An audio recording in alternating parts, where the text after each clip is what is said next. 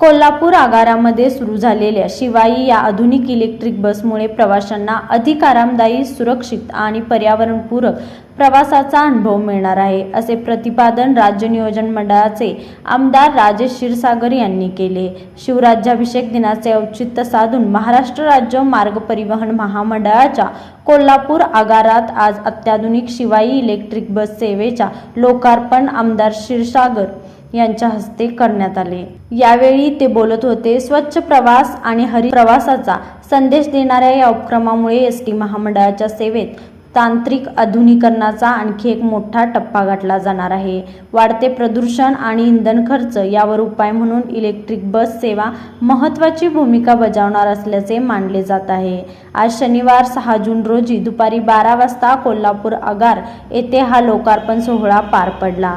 Shivai electric bus सेवेमुळे कोल्हापुरांना आधुनिक, प्रदूषणमुक्त सार्वजनिक वाहतूक व्यवस्था उपलब्ध होणार असल्याचे यावेळी आमदार क्षीरसागर यांनी सांगितले। आज खरं म्हणजे शिवराज्याभिषेक दिन देखील आहे। पर्यावरण दिनाचं निमित्त साधून आज महाराष्ट्र राज्य परिवहन मंडळाच्या वतीनं कोल्हापूर बस डेपोमध्ये शिवाई या नावानं 3 इलेक्ट्रिक बसेसचं या ठिकाणी आता सुरुवात होते आहे।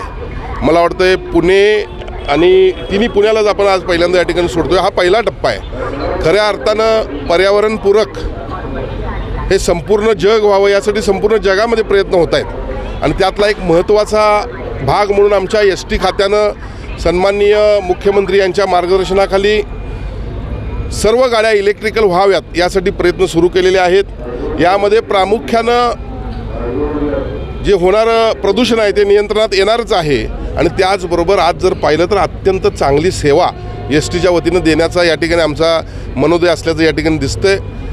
आपण बसताना त्या ठिकाणी सीट पाहाव्यात, AC पाहावा, अत्यंत चांगल्या पद्धतीनं म्हणजे या ठिकाणी सेवा देण्याचा आपण प्रयत्न केलेला आहे आणि जास्तीत जास्त प्रवाशांनी तुटपुंज 600 रुपये मला वाटतं काहीतरी पुण्याला 600-650 रुपये भाडं आहे। या 600-650 रुपयाच्या भाड्यामध्ये चांगल्या उच्च दर्जाच्या सेवेचा लाभ घ्यावा।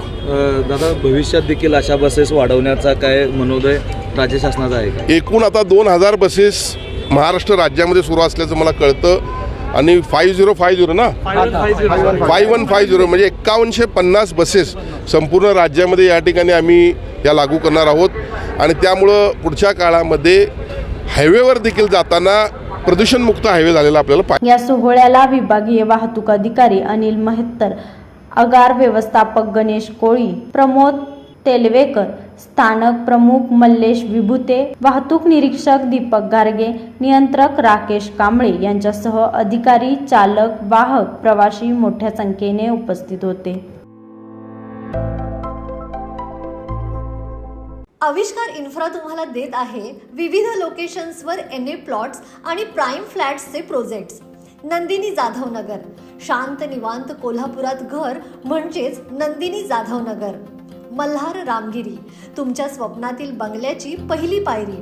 मल्हार रामगिरी हातकणंगले। पॅनोरमा हिल्स आंबा, सह्याद्रीच्या कुशीत निसर्गाच्या सानिध्यात तुमचं स्वतःचं फार्म हाऊस। पद्मविरा सिटी जयसिंगपूर, एक आधुनिक लाईफस्टाईल देणारा 1 and 2 BHK होम्सचा प्रोजेक्ट।